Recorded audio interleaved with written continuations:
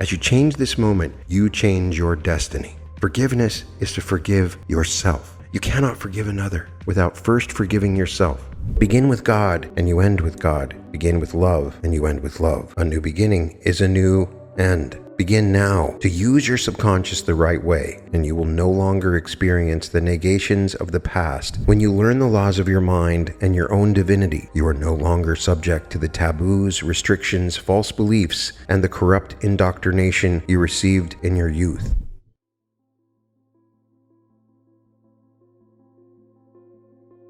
Welcome to the Reality Revolution. I'm your host, Brian Scott. Today, we're going to return to Joseph Murphy, and we're talking about guilt, and in particular, how to banish that feeling of guilt. Recently, I had a week of different coaching experiences where every single one of them ultimately ended up being focused on guilt. I have found there's an epidemic where people are feeling guilt for something that blocks them from their success. They're not able to make the money they want, to find the loving relationships that they want, and it's affecting their health. If people really knew how much this is affecting everyone, they would focus on this more. It is my goal for you to banish that feeling of guilt. Whatever's going on within you, you have to let it go. You have to forgive yourself. So I've looked into different authors about teachings on guilt, and one of my favorite is Joseph Murphy.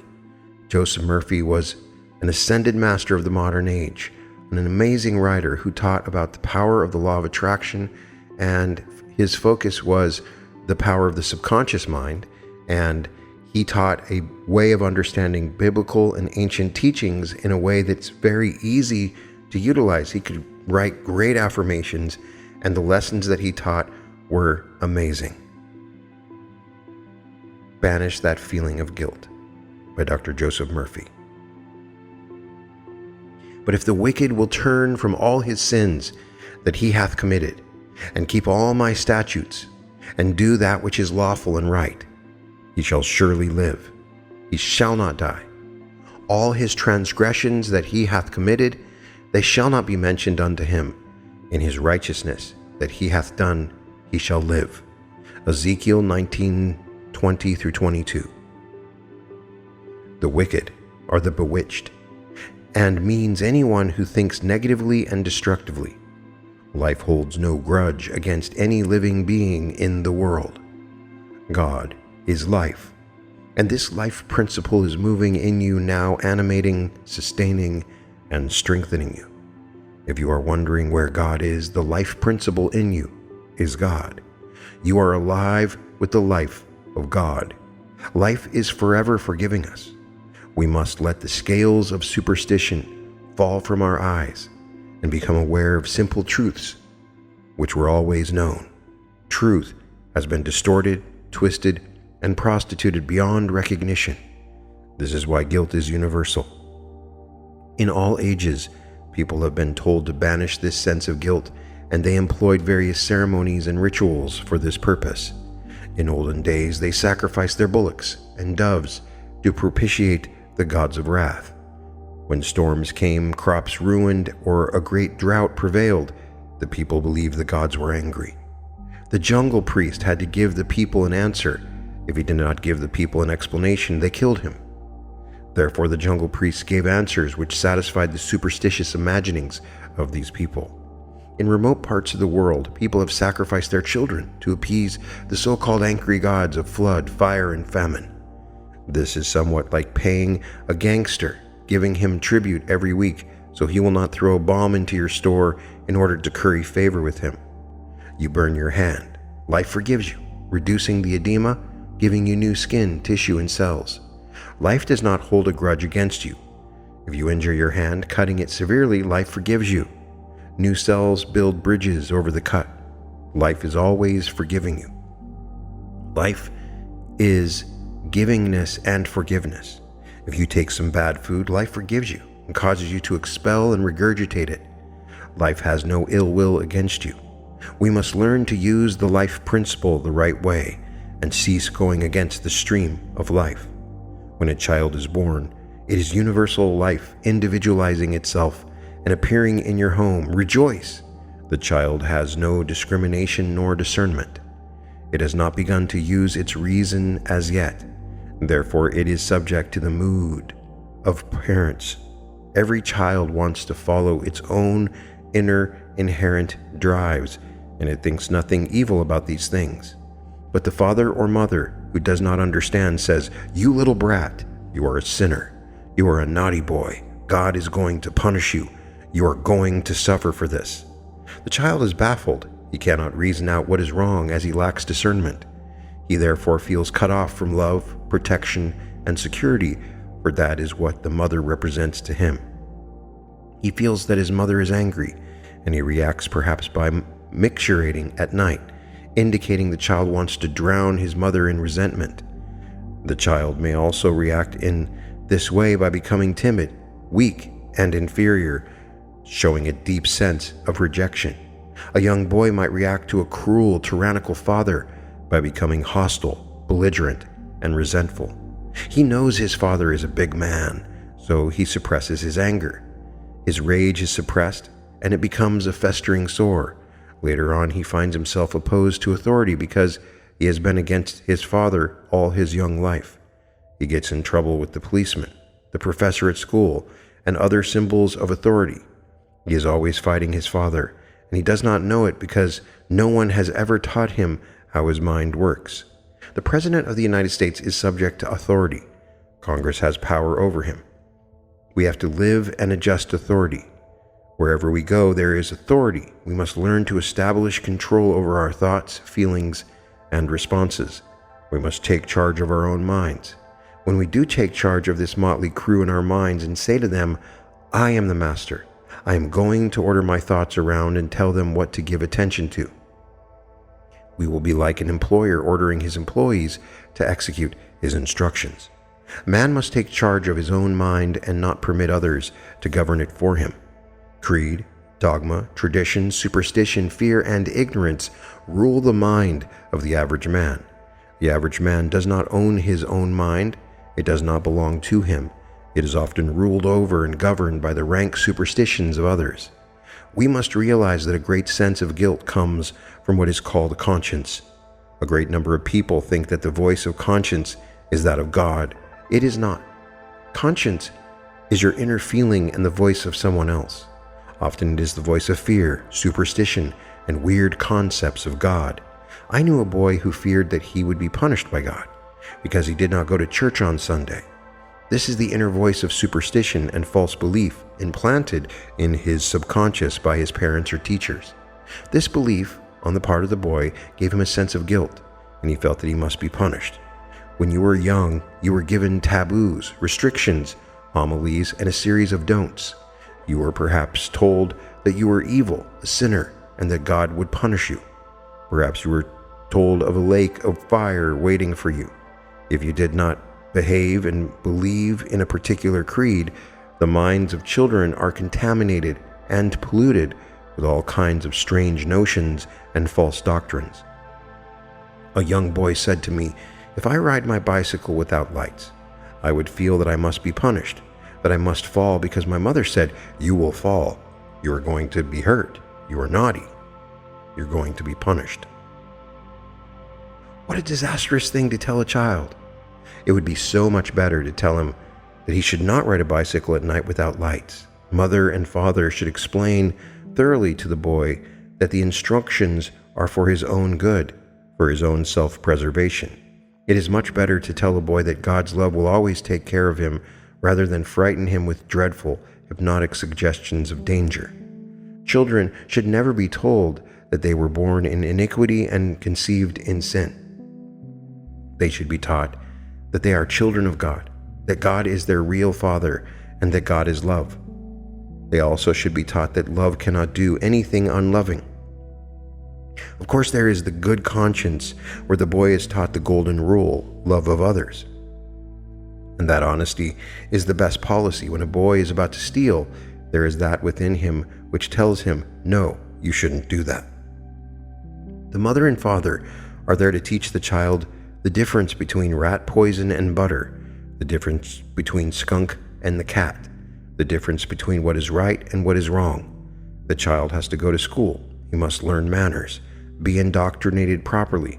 He learns what is right, true, noble, and godlike. Yet how many are taught these qualities today? Everyone wants self-esteem, wants to feel worthy, wants to be recognized by his neighbors as honest, sincere, and good. You want your children and your wife to love you. You want the respect of the community. When a man falls short of expressing himself in doing the right thing, he feels a sense of guilt and proceeds to punish himself. I knew a man who worked every night until about 1 o'clock in the morning. He paid no attention to his 2 boys or his wife. He was always too busy, working hard. He thought people should pat him on the back because he was working so arduously and persistently past midnight every night.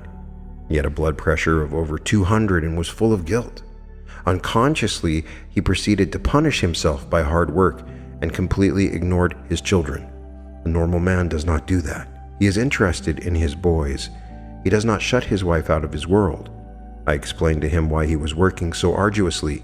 There is something eating you inside, otherwise you would not act that way.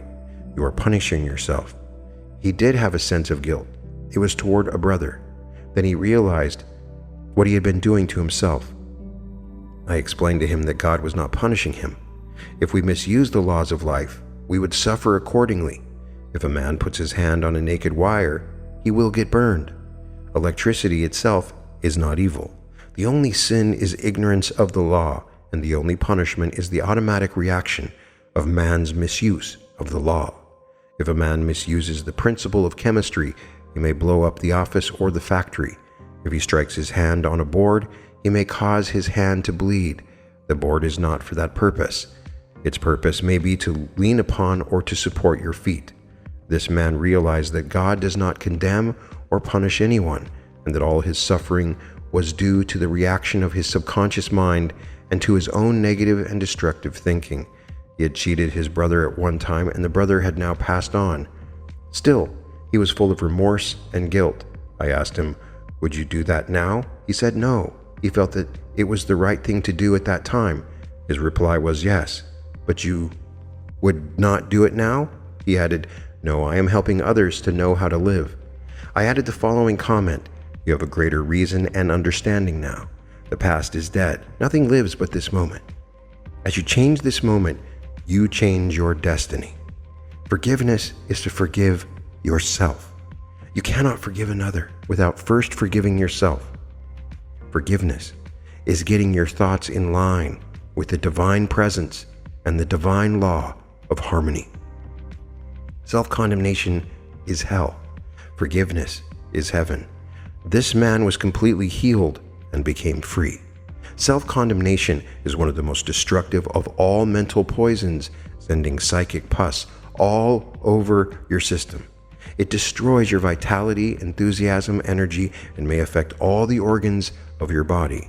If you have a glass of dirty water, you may condemn, resent, and curse it indefinitely, but you will not get clean water.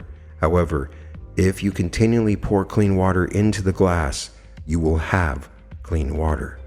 A man who murdered his brother in Europe came to see me in Los Angeles some years ago. He was suffering from great mental anguish and torture, believing that God must punish him. He explained that his brother was having an affair with his wife and that he shot him on the spur of the moment. This had happened about 15 years ago. In the meantime, this man had married an American girl and had 3 lovely children. He was in a position where he helped many people and was a transformed man.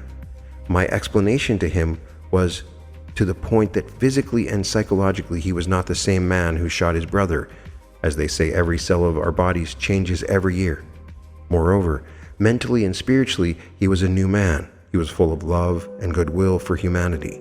The old man who committed the crime was dead and gone. Actually, he was condemning an innocent man. This man understood and realized that death and resurrection are constantly taking place in our lives. Man must die to that which he is before he can live to that which he wants to be. This man realized the significance of the following truths in the Bible. "Come now, and let us reason together, saith the Lord. Though your sins shall be as scarlet, they shall be as white as snow. Though they be red like crimson, they shall be as wool. Isaiah 1:18. And their sins and iniquities will I remember no more. Hebrews 10:17. I, even I, am he that blotteth out thy transgressions for mine own sake, and will not remember thy sins. Isaiah 43:25. Behold, I make all things new. Revelations 21:5. And the Spirit of the Lord will come upon thee, and thou shalt be turned into another man. 1 Samuel 10:6. Let us suppose that a man misused the law of his mind for 50 years. By trial and error and study, he learns how to use his mind by giving constructive imagery, life-giving patterns, and godlike ideas to his subconscious mind. This process would be analogous to pure water flowing into dirty water. By filling his mind with the truths of God, he would be giving life-giving thoughts to his deeper mind. Then the past mistakes are changed, wiped out, obliterated, and remembered no more. Begin with God, and you end with God. Begin with love, and you end with love. A new beginning is a new end. Begin now to use your subconscious the right way, and you will no longer experience the negations of the past because the subconscious is changed through prayer. The healing presence of God is within you. Let it flow through you and become a channel for His love, truth, and beauty. To teach children that they are born with the stain of original sin, because Adam and Eve sinned, is ecclesiastical verbiage and out of place altogether in the modern interpretation of the Bible. Original sin really means that man has forgotten his divine origin and takes the commandments and superstitions of men for the truths of God. Every child in the world is born into the race mind and all that his environment represents. That is also one of the meanings of original sin. When you learn the laws of your mind and your own divinity, you are no longer subject to the taboos, restrictions, false beliefs, and the corrupt indoctrination you received in your youth. If you want to cleanse your children's minds, practice the presence of God in the home. Think God-like thoughts. Then the home will be saturated with a lovely mood or atmosphere. You will see the child grow in the image and likeness of the dominant mood of the home. This is the real meaning of baptism. Jesus said to the woman caught in adultery, "Woman, where are thine accusers? Hath no man condemned thee? Neither do I condemn thee. Go and sin no more." Truth does not condemn. When we cease accusing ourselves, we are free. God has always forgiven man, but man must forgive himself. Cease mentally stoning and flagellating yourself. Focus your attention on your ideal, and with faith in God, move forward in the light. I will restore to you the years that the locust hath eaten. The locust represents grief or some other negative state of mind which irritates and annoys you inside. The negative emotion is called the meal of the locust. Many people are full of guilt because they failed to visit their father or mother prior to their transition to the next dimension. Their statements are somewhat as follows. "Oh, I mistreated my mother before she passed on. My husband died, and I was out at the time. I did not forgive my father, and now he is dead and gone," etc. The Bible gives you the answer and teaches you how to forgive yourself and others. The first thing you must realize is that there is no time or space in the mind principle. The very moment you can relax mentally and think of your mother, whom you believe you wronged in some way, imagine that you are talking to her. Tell her how lovely and beautiful she is and how much you love her. Exalt her in your mind and realize the presence of God is there and that His love, light, truth, and beauty are flowing through her. Realize also that she is alive with the life of God. Live in this imaginary scene until you get the fragrant reaction which fills your soul with joy. Continue to dramatize this mental scene, and the reaction will come, and you will feel free. Your mother also will be free. The action of God has taken place. Your mother will forget all about the incident, and so will you. A complete healing will follow this procedure. If you made a recording of your talk on tape machine, you could erase it. In the same manner, you can erase these psychic traumas from your subconscious mind by impressing on your subconscious the spiritual truths of God. The new vibratory tone of your thoughts erase the old negative patterns of thought lodged in your subconscious. A man said to me recently, "My conscience is my guide." He was writing vitriolic articles attacking a certain religious group. I explained to him the working of his deeper mind. He realized that his biases, hatreds, and superstitious patterns were planted in his subconscious mind when he was young, and that his mental conditioning was the reason for his resentment, hostility, and antagonism to other religious groups. Many people have become victims of ruthless superstition and ignorant biases. Following the voice of conscience has ruined the lives of many people. One man I knew said, "I hear a voice inside me urging me to kill my mother-in-law." The voice he heard was real enough, like the voice and scenes you hear in your dreams. The subconscious mind is always dramatizing the impressions we make upon it. It is our book of life, which keeps a record of all our thoughts, feelings, and beliefs. I explained to him that his constant hatred and resentment of his mother-in-law was murder in his own heart, and that his evil and destructive thoughts were constantly sinking down into his mind and would eventually saturate the subconscious with the idea of murder. The subconscious acts by reacting, and the law of the subconscious is one of compulsion. Therefore, he would eventually commit the murder. The voices he heard were those of his own subconscious talking back to him. My explanation was the cure. He blessed and prayed for his mother-in-law. They became good friends, and she calls him my son. Those who put thousands of Protestants to death in the days of the Spanish Inquisition did so in the name of conscience. This conscience represented a religious hatred and bigotry. Research scholars and archaeologists have definite evidence that parents in ancient Babylon stoned children to death because of some minor infraction of certain laws and rules which they promulgated. Many people walking the streets of Los Angeles are victims of a neurotic conscience. The patterns of conscience vary with different religions, racial and social influences. You must learn to differentiate between what you call conscience and the voice of God. God always speaks in peace and never in confusion. The voice of God is always constructive, harmonious, and peaceful. The voice and intimations of the divine are always lifeward, tending toward the life more abundant. Whenever you have an urge to go against the laws of life, such as the Golden Rule, the 10 Commandments, or Paul's love epistle in the 13th chapter of Corinthians, you know very well it cannot be the voice of truth or God. Some time ago, I talked to a young lady aged 22. She was taught it was a sin to dance, to play cards, to swim, and to go out with men. She was threatened by her mother, who told her she would burn eternally in hellfire if she disobeyed her will and her religious teachings. This girl wore a black dress, black stockings.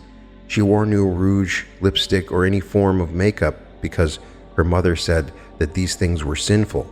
Her mother told her that all men were evil and that sex was of the devil, simply diabolic debauchery. This girl was full of guilt. Then she went out with young men in the office where she worked. She had a deep sense of guilt and thought that God would punish her.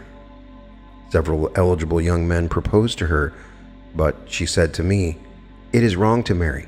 Sex is evil and I am evil." This was her conscience or early conditioning speaking. Actually, it was not her own feeling, but the voice of her mother lodged in her subconscious depths. She came to me once weekly for about 10 weeks, and I taught her the workings of the conscious and subconscious mind. I gave her my book, The Miracles of Your Mind, and also Love is Freedom, which deals with marriage and divorce. She studied these books carefully and systematically. This young girl realized that she had been completely brainwashed, mesmerized, and conditioned by an ignorant, superstitious, bigoted, and frustrated mother. She broke away completely from her family and started to live a wonderful life. At my suggestion, she dressed up, had her hair attended to. She took lessons in driving from a man, and she also took dancing lessons. She learned to swim, play cards, and had a number of dates. She began to love life. She prayed for a divine companion by claiming that infinite spirit would attract to her a man who harmonized with her thoroughly. This came to pass. As she left my office one Monday evening, there was a man waiting to see me, and I casually introduced them, which is something I rarely do in my office. She said to me on leaving, "I saw that man in my dreams. I know we will get married," and they did. They harmonized with each other perfectly. My experience with people of all religious persuasions is that conscience, as it is usually found, has been the curse of curses in thousands of lives. What about your conscience? Do you think it is a sin to smoke, to take a glass of wine, to dance, or to go to the movies? Do you think it's a sin to laugh and enjoy yourself? If so, you are very sick psychologically and are a victim of brainwashing. The young child is indoctrinated with fathers' and mothers' ideas, and in addition, perhaps, the weird and superstitious concepts of uncles and aunts, teachers, and others who do not always instill and inculcate the truths of God. It is shocking and diabolical to inculcate into the minds of children that there is a hellfire waiting for them if they sin, that there is a devil tempting them, that God will punish them, and that they are here to suffer. It is no wonder that the offices of psychiatrists are full of so-called religious people. A young girl came to me stating that she had to wash her hands about 100 times a day, and that she was always afraid of some infection. This girl was a Catholic, and her husband was of the Jewish faith. They were quite happy together until she began receiving letters from her mother that she had done great evil, and added religious threats, plus moral condemnation. I explained to this girl that love knows no creed, race, or sectarian group. Love transcends all creeds. Furthermore, she realized that no one could break up her marriage when love reigned supreme. She learned to laugh at herself for being so upset. She understood why her mother wrote these foolish letters. She realized that her mother was brainwashed with religious taboos, prejudices, and strictures of all kinds, and that she was writing from the standpoint of superstition, bias, and ignorance, and not from the standpoint of God or truth. In God, there is no Greek or Jew, no bond or free, no Catholic or Protestant, Hindu or atheist. God has no religion and knows nothing about creeds, dogmas, and man-made opinions. This young lady learned to pray and imagined that she had a letter from her mother, which was full of love, kindness, and goodwill. I told her the story of Oraj, a disciple of Uspensky, who taught his students as follows: compose a letter written as from your friend to yourself, which would completely satisfy you if you received it. Put into exact words what you would like your friend to write or say to you. Every night she would embrace her mother in her imagination and radiate love, peace, and joy to her. And then she would read the imaginary letter from her mother, which filled her soul with joy. She continued to do this for about 3 weeks every night, and at the end of that time she received a letter from her mother apologizing for her previous letters and containing almost the exact words which she had been picturing, feeling, and rejoicing in each night. In many parts of the world, men have several wives. This is their religious custom or tradition. Our Bible teaches that love is at one-ment, or a union of two souls seeking their way back to the heart of reality. If an American or Englishman had several wives, his conscience might destroy him because of his sense of guilt. A woman in this country would not want to be one of the several wives. She would feel guilty and probably get seriously ill mentally and physically. Howbeit in vain do they worship me, teaching for doctrines the commandments of men, for laying aside the commandment of God, ye hold the traditions of men. In these few verses, tersely put, we have the answer to the guilt complexes of millions of supposedly religious and intelligent people. Do the dead thoughts and doctrinal wrappings and trappings of your parents and grandparents rule and govern you? Or are you controlled by God and His spiritual truths? Learn the great law of life. God is life, and this life seeks expression through you as beauty, harmony, joy, love, order, rhythm, and abundance. The kingdom of God is within you. Infinite intelligence will lead and guide you in all your ways when you turn to it and call upon it. You can be inspired from on high by claiming that God thinks, speaks, and acts through me now, and I feel the influx of the Holy Spirit animating and sustaining me in all my ways. Life cannot wish death. God is love, and love cannot wish anything unloving. God is peace, and peace cannot wish pain. The will of God for you is always something wonderful, magnificent, and glorious. It is something transcending your fondest dreams. Life feels itself to be beauty, joy, peace, love, wisdom, intelligence, and harmony. It seeks to express all these qualities through you. These are the murmurings and whisperings of your heartstrings. This is the true voice of conscience, which urges you to rise higher, to move to higher levels of awareness. The center of divine inspiration, which inspired the illumined seers who wrote the Bible, speaks through the great poets, artists, and writers, and it is within you and can be contacted at the divine center in your own mind. Your conscience should be guided by the great truths of God, the spiritual values of life, by an understanding of the principles and laws of life. Get acquainted with the indwelling presence. Acquaint now thyself with him, and be at peace. Therefore good shall come unto thee. It was the voice of conscience which caused the people 2,000 years ago to say to Jesus that he should not heal on the Sabbath. These thoughts, traditional beliefs, are contrary to the laws of life and are definitely evil and destructive. Do you say to your children, your parents have the only truth? You must believe what we say. You must never think for yourself. You must accept our dogma. This is disastrous and utterly dictatorial and a totalitarian attitude. It may well be the case that everything you are teaching them is a lie, and they will grow up so conditioned that when they violate any of these foolish and grotesque taboos which you gave them, they will have a guilt complex and be seized with fear and then proceed to punish themselves. The morals of people vary throughout the world and are of a geographical nature.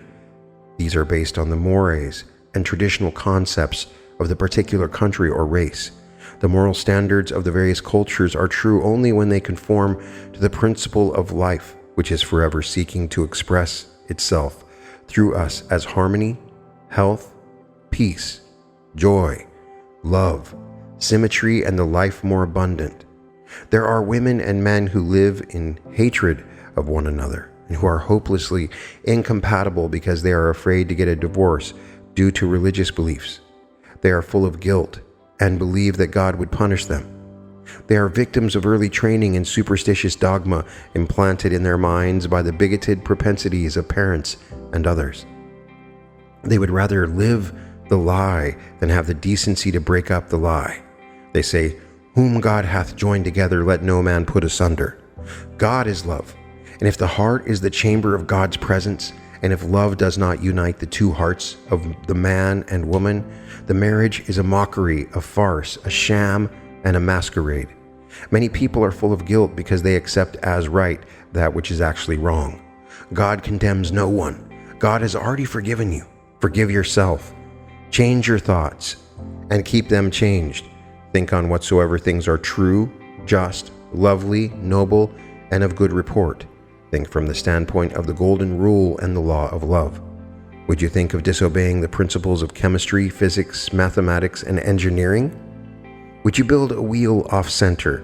Are you believing in antiquated, dead, grotesque, ignorant superstitions and prejudices in the name of religious beliefs? Or have you made a very serious inquiry into the workings of your subconscious and conscious mind?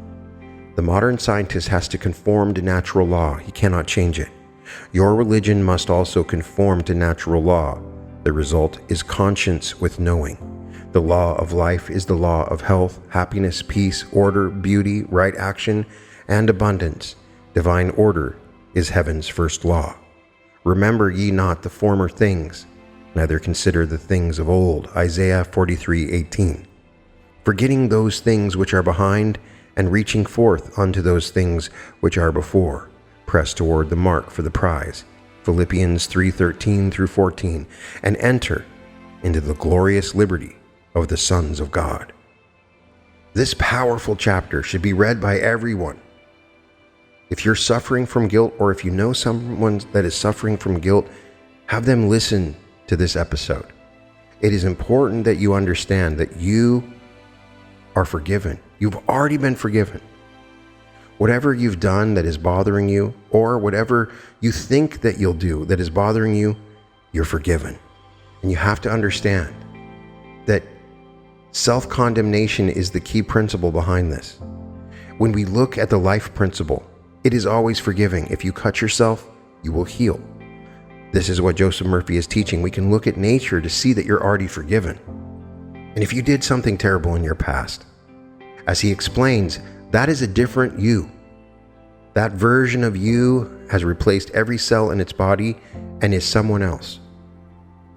The version of you now is not the same person that did this before. You can learn from these experiences, but you can forgive yourself and you can let go. You must master your own mind. Murphy is giving a very good lesson on how to raise your children. A lot of times, if you're scaring your children with terrible consequences, horrible things happening, death, dismemberment, because of something, then you are teaching them in the wrong way, and it will create a guilt complex. And as he explains, many of the religions that we see today are creating these guilt complexes. And when I meet somebody that's been in some sort of devout religious period, they're ones that are suffering many times subconsciously with guilt. Can you imagine feeling guilty because you dance or play cards? Well, there are people today that feel the guilt for that. And you are free. There is nothing that is limiting you. And he makes a very good explanation of what the conscience is and what your true conscience is.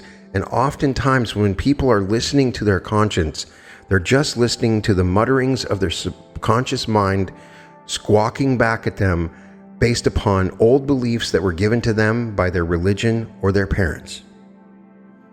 And you should really evaluate what you're guilty about. Where is it coming from? Is there truth in it? You must learn to let go of these mental poisons. As he explains, they send a psychic pus all over your system and destroy your vitality, enthusiasm, energy, and may affect all the organs of your body. And many, many times I find the one secret principle to prosperity for someone is to overcome their guilt. I know that when you saw the title of this, that seems kind of boring to me. I don't know if I really want to think about guilt. That's because you don't want to confront your own guilt. We didn't do that. But I'm promising you that this is a very fundamental part of creating your reality and living the best life that you can live. And if you have false beliefs that have corrupted you, that have limited your power, then you must confront them and know that you are already forgiven. He gives us a great affirmation that we can say, God thinks, speaks, and acts through me now, and I feel the influx of the Holy Spirit animating and sustaining me in all my ways. God's will is being made manifest in my life as harmony, perfect health, happiness, peace, joy, abundance, love, and perfect divine expression. It is wonderful. When you focus your mind on God thoughts, God ideas, you cleanse yourself of the corruption that's been created by this guilt, and you are free. You can find all episodes of The Reality Revolution at therealityrevolution.com, and welcome to The Reality Revolution.